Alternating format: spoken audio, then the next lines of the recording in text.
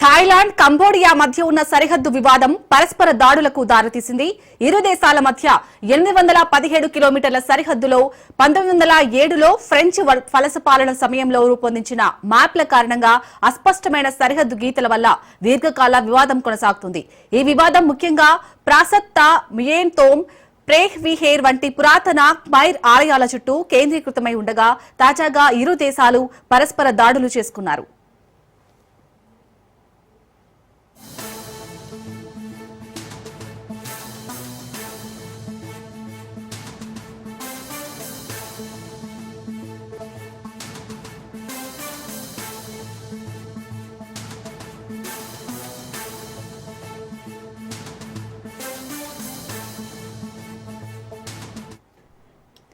ఈ నెల 24న ఇరు దేశాలు కాల్పులు జరుపుకోగా యుద్ధ పరిస్థితులు నెలకొన్నాయి. కాగా థాయిలాండ్, కంబోడియా పరస్పర దాడులపై అమెరికా అధ్యక్షుడు ట్రంప్ స్పందిస్తూ మరో యుద్ధాన్ని ఆపుతానని ట్రూత్ లో సంచలన పోస్ట్ చేశాడు.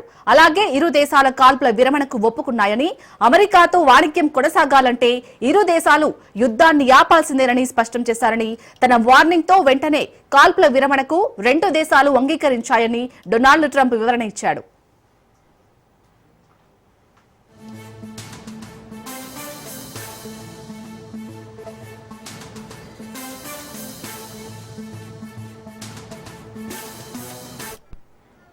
థాయిలాండ్, కంబోడియా మధ్య ఉన్న సరిహద్దు వివాదం పరస్పర దాడులకు దారితీసింది. ఇరు దేశాల మధ్య 817 కిలోమీటర్ల సరిహద్దులో 1907లో ఫ్రెంచ్ వలస పాలన సమయంలో రూపొందించిన మ్యాప్ల కారణంగా అస్పష్టమైన సరిహద్దు గీతల వల్ల దీర్ఘకాల వివాదం కొనసాగుతుంది. ఈ వివాదం ముఖ్యంగా ప్రాసత్తా, మియేన్తోమ్, ప్రేహ్ విహేర్ వంటి పురాతన ఖమైర్ ఆలయాల చుట్టూ కేంద్రీకృతమై ఉండగా తాజాగా ఇరు దేశాలు పరస్పర దాడులు చేసుకున్నారు.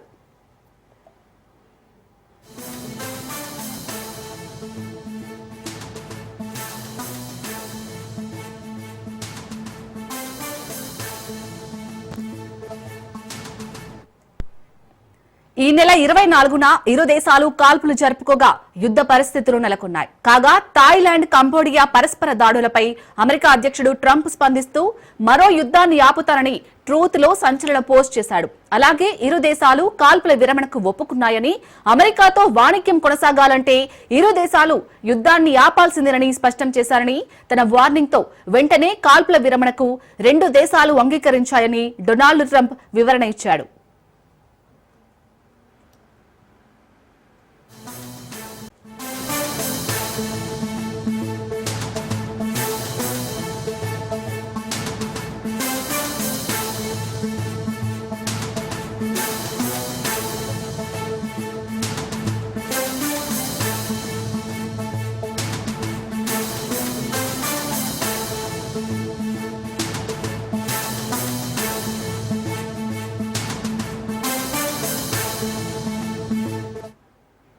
సీఎం రమేష్ వ్యాఖ్యలపై బండి సంజయ్ స్పందించారు. బీఆర్ఎస్ పూర్తిగా అవినీతిలో కూరుకుపోయిందన్నారు. పార్టీ నడిపే పరిస్థితి లేకనే బీజేపీలో విలీనం చేస్తా అన్నారు. కేటీఆర్ కు సీఎం రమేష్ ఆర్థిక సాయం చేశారని, విలీన వారసత్వ రాజకీయాలకు మేం వ్యతిరేకమన్నారు. సీఎం రమేష్ ను తీసుకొస్తా, సవాల్పై చర్చకు కేటీఆర్ సిద్ధమా అని ప్రశ్నించారు. కేటీఆర్ టైం, డేట్ ప్రకటించాలని, సీఎం రమేష్ వ్యాఖ్యలతో రేవంత్ రెడ్డికి సంబంధం లేదని, కేటీఆర్ సీఎం ను వాడు వీడు అనడం కరెక్ట్ కాదన్నారు.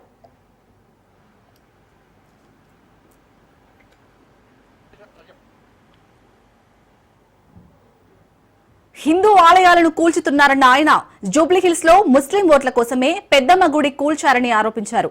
హిందువులంతా ఓటు బ్యాంకుగా మారాలన్నారు. బీసీలకు 5%, ముస్లింలకు 10% రిజర్వేషన్ ఇచ్చారని, కామారెడ్డిలో ఇచ్చిన బీసీ డిక్లరేషన్ పై మాట తప్పారన్నారు. ఇది బీసీ డిక్లరేషన్ కాదు, ముస్లిం డిక్లరేషన్ అన్నారు. బీసీ డిక్లరేషన్ ఖచ్చితంగా అడ్డుకుంటామన్న సంజయ్, రాహుల్ గాంధీ కన్వర్టెడ్ క్రిస్టియనా, ముస్లిమా, హిందువా అని ప్రశ్నించారు.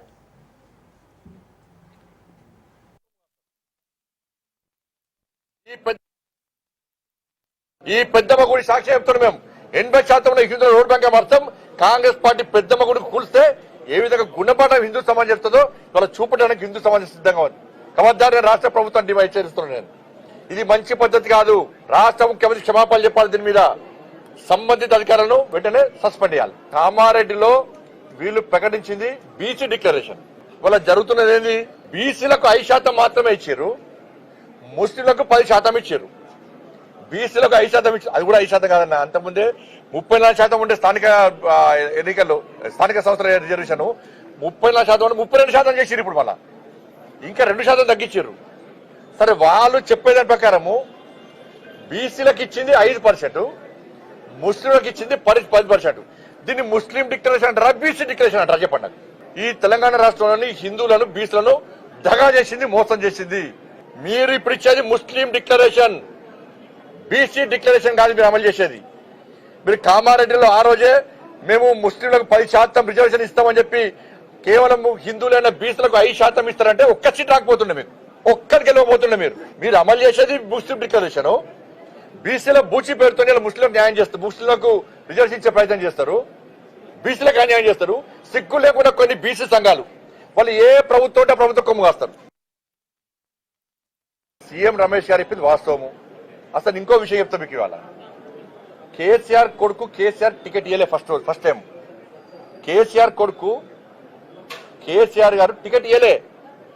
అక్కడ సుధాకర్ గారు పోటీ చేస్తే ఇదే కేసీఆర్ కొడుకు పోయి సీఎం రమేష్ గారు కలిసి, నాకు మొన్న పార్లమెంట్ కలిసినప్పుడు ఇప్పుడు సీఎం రమేష్ గారికి చెప్తే సీఎం రమేష్ గారు వచ్చి కేసీఆర్ కలిసారు. అరే కేటీఆర్ పోటీ చేస్తారంటే వద్దు అక్కడ గెలవడు అని చెప్పన్నారు. అక్కడ కేకే మహేందర్ గారు గెలుస్తారు, ఈయన గెలవడు అన్నారు. గెలవడు అన్న చేశారు సీఎం రమేష్ గారు ఎట్లా ఒప్పించారు, కేసీఆర్ గారు ఒప్పించి సుధాకర్ గారు డ్రా చేయించారు.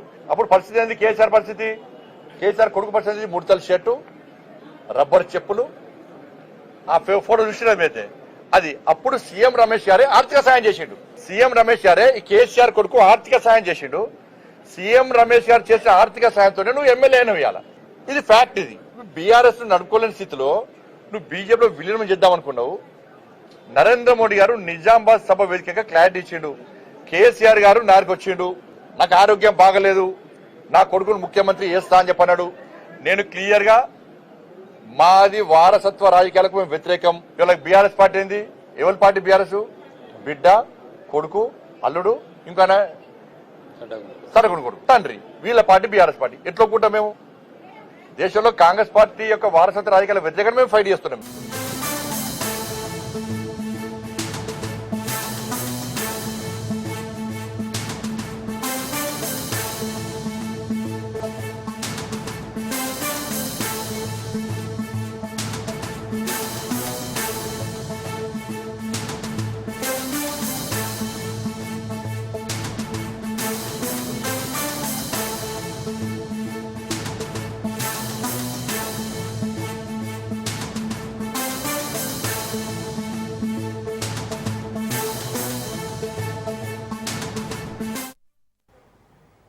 సృష్టి కేసులో సంచలన పరిణామం చోటు చేసుకుంది.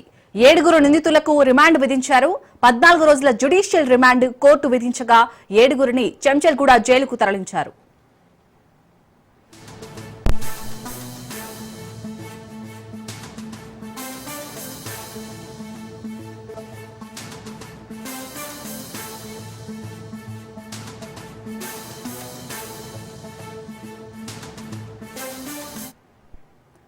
సృష్టి కేసులో సంచలన పరిణామం చోటు చేసుకుంది.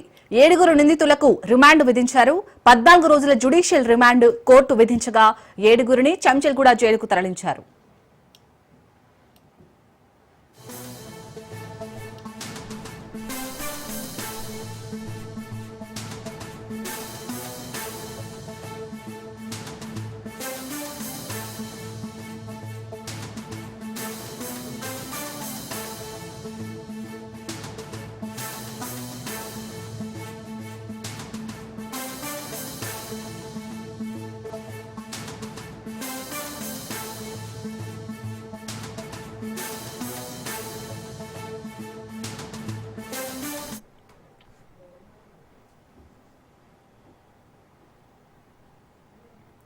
సృష్టి కేసులో సంచలన పరిణామం చోటు చేసుకుంది. 7 నిందితులకు రిమాండ్ విధించారు. 14 రోజుల జ్యుడిషియల్ రిమాండ్ కోర్టు విధించగా 7 చెంచల్గూడ జైలుకు తరలించారు. రైట్ గా ఇదే అంశానికి సంబంధించి మరిన్ని అప్డేట్స్ మా ప్రతినిధి రత్నకుమార్ అందిస్తారు. రత్నకుమార్, మొత్తానికి ఈ కేసులో సృష్టి కేసులో ఎవరైతే 7 నిందితులు ఉన్నారో వారికి రిమాండ్ విధించినట్టుగా తెలుస్తోంది. అప్డేట్స్ ఏంటి దీనికి సంబంధించి? సృష్టి టెస్ట్ బేబీ సెంటర్ మోసాలకు సంబంధించి పోలీసులు దాదాపు మొత్తం 7గురిని అదుపులోకి తీసుకోవడం జరిగింది. వారి మీద కేసులు నమోదయ్యాయి. వాళ్ళందరినీ వైద్య పరీక్షలు నిర్వహించిన తర్వాత కోర్టులో జడ్జి ముందు హాజరుపరిచారు. అయితే వాళ్ళ కోర్టుకు సెలవు ఉండటంతో జడ్జి నివాసం దగ్గరకు తీసుకెళ్లి న్యాయమూర్తి ముందు హాజరుపరిచిన తర్వాత న్యాయమూర్తి వారికి 14 రోజుల జ్యుడిషియల్ రిమాండ్ విధించడం జరిగింది. మరికొద్ది సేపట్లోనే నిందితులను చెంచల్గూడ జైలుకు తరలిస్తున్నారు. 6గురిని చెంచల్గూడ జైలుకు తరలిస్తుండగా నమ్రతను మాత్రం చెంచల్గూడ జైలులో ఉన్నటువంటి మహిళా జైలుకు తరలిస్తున్నట్లు కూడా మనకు సమాచారం అందుతోంది. సో మొత్తానికి ఈ యొక్క కేసులో 14 రోజుల జ్యుడిషియల్ రిమాండ్ అనేది విధించడం జరిగింది. మరోవైపున కేసు దర్యాప్తును ముమ్మరం చేశారు. ఈ యొక్క జరిగినటువంటి ప్రొసీజర్ అంతా కూడా అసలు ఏ రకంగా వీళ్ళు మోసాలకు పాల్పడ్డారు అనేది మొదటి నుంచి కూడా బాధితులు ఏ రకంగా ఈ టెస్ట్ ట్యూబ్ బేబీ సెంటర్ నిర్వాహకుల చేతిలో మోసపోయారు అనేది ఎఫ్ఐఆర్ కాపీలో చాలా స్పష్టంగా తెలియజేయడం జరిగింది. 2024 నుంచి 25 వరకు కూడా దాదాపు 30 లక్షల రూపాయలను కోల్పోయినప్పటికీ కూడా ట్రీట్మెంట్ పేరుతో 30 లక్షల రూపాయలను వసూలు చేసి నిర్వాహకులు తమకు కానటువంటి బేబీని తమకు అప్పజెప్పి ఈ బేబీనే మీ బేబీ అని చెప్పినట్టు మోసం చేసినటువంటి విధానానికి సంబంధించినటువంటి పూర్తి ఆధారాలను పోలీసుల ముందు ఉంచడంతో దానికి సంబంధించిన ఆధారాలన్నింటినీ కూడా సేకరించిన తర్వాత సోదాలు నిన్న ఉదయం 6 గంటల నుంచి సాయంత్రం అర్ధరాత్రి 2 గంటల వరకు సోదాలు నిర్వహించారు. టాస్క్ ఫోర్స్ పోలీసులు, వైద్య శాఖ అధికారులు, లోకల్ గా ఉన్నటువంటి ఇతర విభాగాలకు సంబంధించిన అధికారులు సోదాలు నిర్వహించి ఇందులో పెద్ద ఎత్తున అవినీతి అక్రమాలు జరుగుతున్నటువంటి విషయాన్ని కూడా కన్ఫర్మ్ చేయడం జరిగింది. సో ఈ క్రమంలోనే ఇవాళ దృష్టి టెస్ట్ ట్యూబ్ బేబీ సెంటర్ నిర్వాహకురాలు నమ్రతను అలాగే ఆమెకు సహకరించినటువంటి మిగతా 6 టెక్నీషియన్స్ ను మొత్తం 7గురిని అరెస్ట్ చేసి రిమాండ్ కు తరలించారు. అలాగే రత్నకుమార్, ఇందులో ఎవరైతే నమ్రత ఉన్నారో వాళ్ళ కొడుకు కూడా అడ్వకేట్ గా అని చెప్తున్నారు. సో తనది కూడా ఇందులో పాత్ర ఉంది కదా. సో పోలీసులు ఏమంటున్నారు దీని గురించి? అయితే ప్రస్తుతానికి హాస్పిటల్లో అంటే టెస్ట్ ట్యూబ్ బేబీ సెంటర్ లో ఇన్సైడ్ జరిగినటువంటి కార్యకలాపాల్లో జరిగినటువంటి మోసాల మీద ప్రధానంగా దృష్టి సారించిన తర్వాత ఇందులో హీరోలు అనేది హాస్పిటల్ అండ్ వైద్య హాస్పిటల్లో నిర్వహిస్తున్నటువంటి నమ్రత యొక్క పాత్ర అనేది చాలా కీలకంగా ఉంది.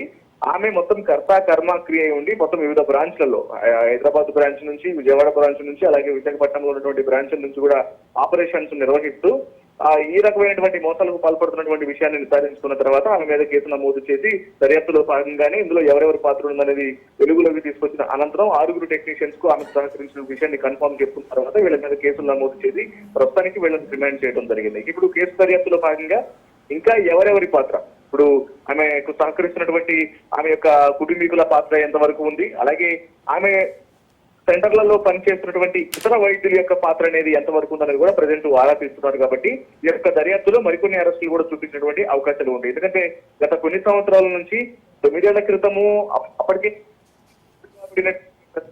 ఫీజు అయిన తర్వాత కూడా మరలా అక్రమ దారులలో పర్మిషన్లను పొంది మరలా అదే దందాకు కంటిన్యూ చేస్తున్నటువంటి నేపథ్యంలోనే ఈసారి అధికారులు సీరియస్ అయ్యి దీని మీద కట్టుదిట్టమైనటువంటి చర్యలు తీసుకునేందుకు ఈ యొక్క పనిని ముమ్మరం చేసినటువంటి నేపథ్యంలోనే ఇక మరింత దర్యాప్తు చేసి ఇందులో ఎవరెవరి కారకులు ఉన్నారో వాళ్ళని కూడా అరెస్టులు చూపించినటువంటి అవకాశాలు ఉంటాయి. Right, thank you Ratnakumar. పరకాలలో మాజీ మంత్రి కేటీఆర్ మాట్లాడుతున్నారు, లైవ్ లో చూద్దాం. వచ్చిన తర్వాత ఇలా చెడగొట్టే ప్రయత్నం చేస్తా ఉన్నారు. ఇది మంచిది కాదు. కాకతీయ మెగా టెక్స్టైల్ పార్కులో మనమేమో పరిశ్రమలు తెచ్చి ఉద్యోగాలు ఇచ్చే ప్రయత్నం మనం చేస్తే కాంగ్రెస్ ప్రభుత్వం వచ్చినాక ఎట్లా ఆ ఉద్యోగాలు కొల్లగొట్టాలి, ఎట్లా పైసలు సంపాదించాలి, ఈ పనిలో పడ్డారు వాళ్ళు. నాకు ఇక్కడికి వస్తుంటే ఇప్పుడే ఒక సమాచారం వచ్చింది. కాకతీయ మెగా టెక్స్టైల్ పార్కులో ఒక కాలువ ఉన్నది. ఆ కాలువ పనుల కోసం 137 కోట్ల రూపాయలతోని జనవరి నెలలో ఈ సంవత్సరంలోనే టెండర్ పిలిచిండ్రు, ఫైనల్ చేసిండ్రు. 137 కోట్లు ఖర్చు అవుతుంది, కాలువ తవ్వుతుంది, కానీ ఒప్పందం కూడా చేసుకున్నారు. జనవరి 24 నాడు ఒప్పందం అయింది. సరిగ్గా 2 నెలలు కూడా తిరగలే. మార్చి 22 నాడు ఆ ఒప్పందం రద్దు చేసి దీనికి 137 కాదు, దీనికి 297 కోట్లు కావాలని చెప్పి 160 కోట్లు పెంచి కాలువ దవ్వలే, తట్టడు మట్టి తీయలే, ఒక్క ఇటుక వేర్వలే. ఇదే ప్రభుత్వం, అదే ఇంజనీర్లు, అదే మంత్రి, అదే ఎమ్మెల్యే జనవరిలో 137 కోట్లు, మార్చికి వచ్చే వరకు 297 కోట్లు, అంటే దగ్గర దగ్గర 300 కోట్లు. అంటే పెంచిన మొత్తం ఎంత? 160 కోట్లు పెంచి అందులో ఇవాళ డబ్బులు దొబ్బే ప్రయత్నం ఈ జిల్లాలో ఉండే మంత్రులు, ఈ జిల్లాలో ఉండే కాంగ్రెస్ ఎమ్మెల్యేలు చేస్తున్నారనే మాట నేను మీకు చెప్తా ఉన్నా. మనమేమో పార్కు కట్టి ఉద్యోగాలు ఇవ్వాలి, పార్కు కట్టి ప్రజలకు మేలు చేయాలని మనం చూస్తే అదే పార్కులో ఒక మూలకెళ్ళి పోయే కాలువల 170 కోట్లు 160 కోట్లు దండుకునే ప్రయత్నం ఈ దండుపాలెం బ్యాచ్ ఇక్కడ ఉన్న వాళ్ళు చేస్తున్నారు అనే మాట కాంగ్రెస్ వాళ్ళు నేను మీకు విజ్ఞప్తి చేస్తా ఉన్నా. మనం కనుక జాగ్రత్తగా లేకపోతే, అడగకపోతే, నిలదీయకపోతే, తప్పకుండా ప్రశ్నించకపోతే మరి ఈ దోపిడీ ఆగది. నేను శాసనసభలో శాసన మండలిలో రాబోయే రోజుల్లో ఈ అంశాన్ని తప్పకుండా మేము లేవనెత్తుతాం. తప్పకుండా మీ పరకాలలో జరుగుతున్న ఈ దోపిడీ గురించి తప్పకుండా రేవంత్ రెడ్డిని గల్లబట్టి అడుగుతామనే మాట నేను మీకు విజ్ఞప్తి చేస్తా ఉన్నాను. అట్లాగే మీరు చెప్పిండ్రు ఇప్పుడు మంచి మాట, ఇక్కడ ఎవరికైతే శిక్షణ వచ్చిందో, ఇప్పుడు ఇక్కడ శిక్షణ పొందుతున్న ఆడబిడ్డలు ఉన్నారో మీ అందరికీ అదే పరిశ్రమలో మీకోసం పెట్టిందే అది. మరి మీకోసం తప్పకుండా అక్కడ ఉద్యోగాలు వచ్చేటట్టు చేసే బాధ్యత కూడా మేము తీసుకుంటాం. తప్పకుండా ఆ పరిశ్రమలతో మాట్లాడతామని చెప్పి కూడా నేను మీకు విజ్ఞప్తి చేస్తా ఉన్నా. అట్లాగే ఇక్కడికి వచ్చేటప్పుడు నాకు మడికొండ దగ్గర అక్కడ రాంగ కుడివైపు చూస్తే వినయ్ భాస్కర్ అని అడిగిన, రాజన్ అడిగిన, అన్నా ఇదేంటిది అంటే ఆనాడు కేసీఆర్ గారు సూరత్ కు వలసపోయిన మన కార్మికులను, శ్రామికులుగా పోయిన వాళ్ళను పారిశ్రామికులుగా తిరిగి వచ్చేందుకు దాదాపు 100 ఎకరాలలో అక్కడ అద్భుతమైన షెడ్లు కట్టి వాళ్ళకల్లా మొత్తం వసతి ఇంతజాం చేసి వాళ్ళ కోసం మడికొండ దగ్గర ఒక సౌలత్ అరేంజ్ చేసిండు. మరి చాలా అయిందా, పని చేస్తుందా అన్న అంటే ఎక్కడన్నా మన ప్రభుత్వం పోయినాక పట్టించుకున్నోడు లేడు, అడిగినోడు లేడు. వాళ్ళకి ఎక్కడ కమిషన్లు వస్తాయో గది చూస్తుండ్రు తప్ప రైతు పట్టి లేడు, మహిళ పట్టి లేదు, పరిశ్రమ పట్టి లేదు, ముసలోళ్ళను పట్టించుకున్నది లేదు. కేవలం పైసలు ఎట్లా సంపాదించాలన్న యావ తప్ప ఇంకోటి లేదు. ఇప్పుడు దాన్ని కూడా మర్చిపోయిందని చెప్పింది. నిజంగా బాధ అనిపించింది. అట్లాగే ఇప్పుడు ఇక్కడికి వచ్చిన తర్వాత నిజంగా నాకు ఆశ్చర్యం అనిపించింది. ధర్మారెడ్డి గారు చెప్తా ఉన్నారు, గృహలక్ష్మి పథకం కింద 3000 ఇండ్లు అన్నాడు కేసీఆర్ గారి ప్రభుత్వం ఉన్నప్పుడు పరకాలకు మంజూరైతే వాళ్ళందరూ అక్కడక్కడ పొక్కలు తవ్వుకున్నారు, అక్కడక్కడ స్లాబులు వేసుకునే దాకా, గోడలు లేపేదాకా పోయింది.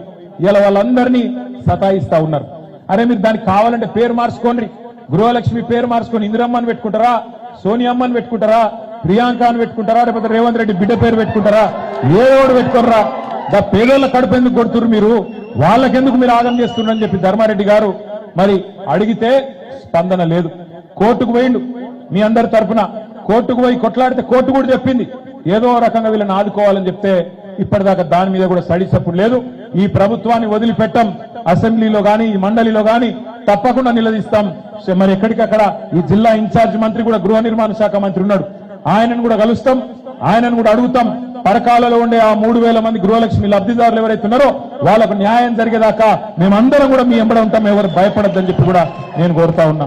ఇంకొక మాట కూడా మీకు నేను చెప్పాల్సిన బాధ్యత ఉన్నది.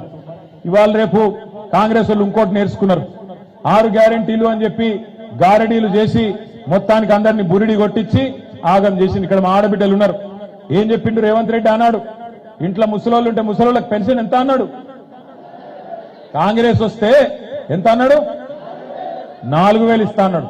కేసీఆర్ ఒక ముసలోనికో ఇస్తుండు, లేదా ముసలవ్వకి ఇస్తుండు, నేను వస్తే ఇద్దరికి ఇస్తా అన్నాడా లేదా? అత్తకు 4000, కోడలకు 2500 ఇస్తా అన్నాడా? పడ్డాయా మరి కోడల ఖాతాలా?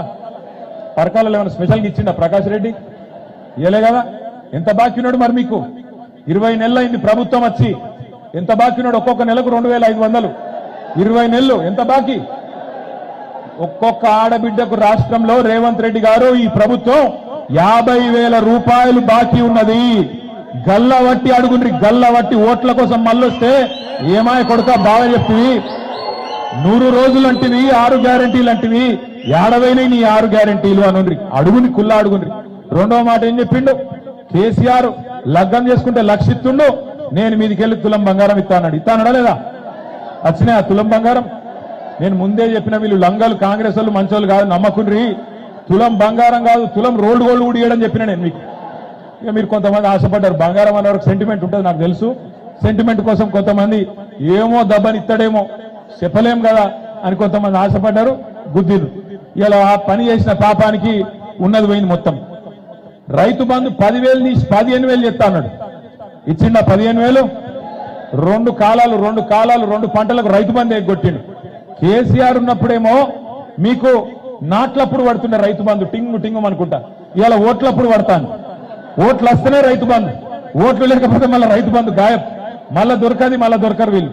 ఒకసారి పార్లమెంట్ అప్పుడు వేసిండు, ఇప్పుడు మళ్ళీ పంచాయతీ ఎలక్షన్లు ఉన్నాయి కాబట్టి మళ్ళీ డబ్బల ఓట్లు పడాలి కాబట్టి మళ్ళీ నిన్న మొన్నేసి ఇక చేసుకోపోయి సంబరాలు అంటుండు. కేసీఆర్ గారు 70 లక్షల మంది రైతులకు 73,000 కోట్లు వేసిండు. మా ఆడబిడ్డలు ఉన్నారు కాబట్టి ఇంకొక మాట కూడా నేను యాద్ చేస్తున్నా. కేసీఆర్ ఉన్నప్పుడు వడ్డీ లేని రుణాలు 3,000 కోట్లు మనం ఇచ్చుకున్నాం. కానీ ఎన్నడికి ఇంత డబ్బా కొట్టుకోలే, ఇంత ప్రచారం చేసుకోలే. ఇలా 300 కోట్లు ఇచ్చి సారాన కోడికి బారాన మసాలా అన్నట్టు 30 రోజులు సంబరాలు చేసుకోనట. బాకీ ఇంకా దాదాపు ఇంకొక 1000 కోట్ల బాకీ ఉన్నాడు, అది మర్చిపోయిండు. 300 కోట్లు ఇచ్చి 30 రోజులు మా ఆడబిడ్డలు సంబరాలు చేయాలన్నట.